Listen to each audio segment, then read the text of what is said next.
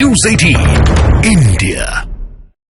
दोपहर बाद बिहार में शपथ ग्रहण समारोह। इस वक्त की एक बेहद अहम और बड़ी खबर आ रही है सूत्रों के हवाले से कि जो सियासी घटनाक्रम तेजी से बदलता बनता जा रहा है, उसमें कल दोपहर एक बार फिर शपथ ग्रहण बिहार में होगा, पटना में होगा। और जिस तरह से अब नए कदम एक के बाद एक उठाए जा रहे हैं, उससे संकेत ये थे कि नीतीश कुमार एक बार फिर से शपथ ग्रहण समारोह में दिखाई दे सकते हैं, लेकिन किस तौर पर यह भी बहुत जल्द साफ हो जाएगा।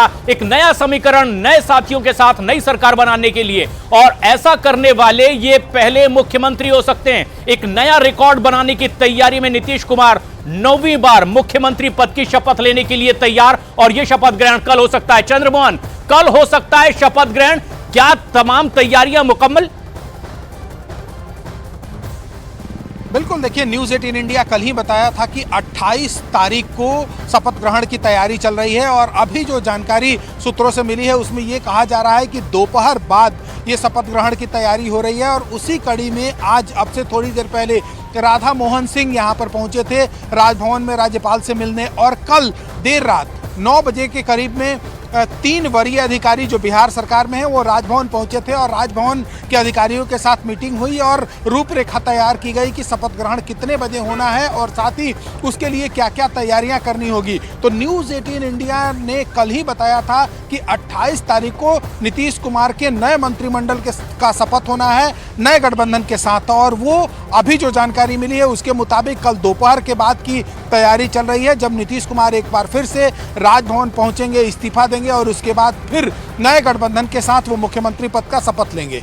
और ये एक बेहद अहम खबर भी है कि कल ही ये पूरा घटनाक्रम एक नई तस्वीर लेकर के सामने आएगा। नीतीश कुमार कल पद से इस्तीफा देकर अपने नए साथियों की फेहरिस्त देकर के राज्यपाल से अपनी नई सरकार के लिए दरख्वास्त करेंगे। और ऐसे में अब जिस तरह की तैयारियां उनके अब के विरोधी यानी कि आरजेडी और कांग्रेस के नेता कर रहे हैं, क्या वो कुछ कदम आगे बढ़ा पाए हैं?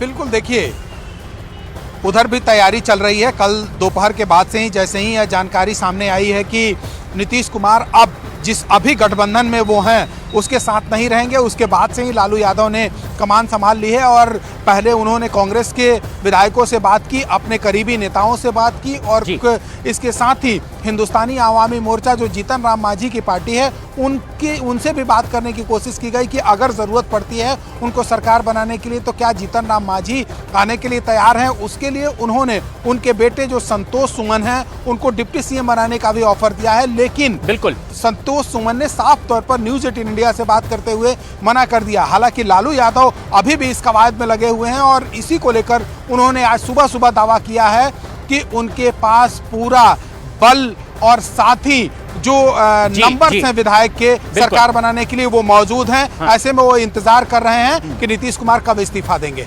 चंद्रमोहन, हालांकि जो दावे हैं वो बहुत ठोस नहीं दिखाई दे रहे, क्योंकि अभी संख्या बल बहुत कमजोर दिखाई दे रहा है जो एक नई सरकार बना लेने का दावा कर रहे हैं। लेकिन एक बड़ा सवाल ये कि नीतीश कुमार का अगर कल शपथ ग्रहण होगा तो क्या कोई नया फॉर्मूला है, कोई नई भूमिका में नीतीश कुमार दिखाई दे सकते हैं, या रिकॉर्ड बनाने जा रहे हैं, 9वीं बार मुख्यमंत्री पद की शपथ लेंगे नए साथियों के साथ?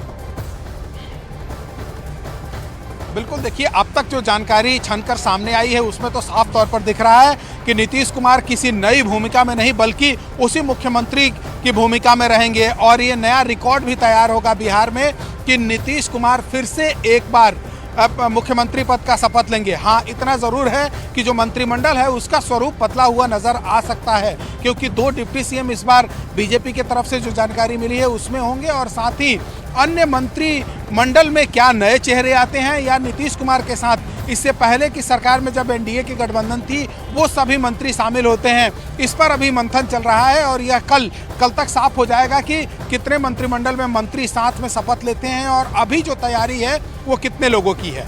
ये एक बड़ा कदम भी हो सकता है, कल हो सकता है शपथ ग्रहण। सूत्रों के हवाले से बड़ी खबर, और नीतीश कुमार एक बार फिर रिकॉर्ड बनाते दिखाई देंगे, लेकिन नए साथियों के साथ नई सरकार बनाते हुए। अरुण हमारे सहयोगी भी लगातार हमारे साथ बने हुए हैं और कांग्रेस की तमाम गतिविधियों पर नजर बनाए हुए हैं, और अमित हमारे सहयोगी दिल्ली में मौजूद हैं। अमित, क्या नई जानकारी और जिनके साथ नीतीश सरकार बनाने वाले हैं? देखिए पूरी पटकथा इसकी लिखी जा चुकी है और अभी अब से थोड़ी देर में चिराग पासवान जो कि एनडीए के घटक दल के सदस्य थे, अभी तक की परिस्थितियों में वह गृह मंत्री अमित शाह से अभी थोड़ी देर में मुलाकात करेंगे। और इससे पहले हमने उनसे बात की तो उनका यही कहना था कि बिहार में काबा जल्द आपको पता चल जाएगा कि काबा, इसका मतलब कि सबको सूचित कर दिया गया है कि अब आगे क्या कदम लेना है और किस हिसाब से सब कुछ चलना है। इसीलिए बीजेपी के नेताओं की यहाँ पर बैठक है।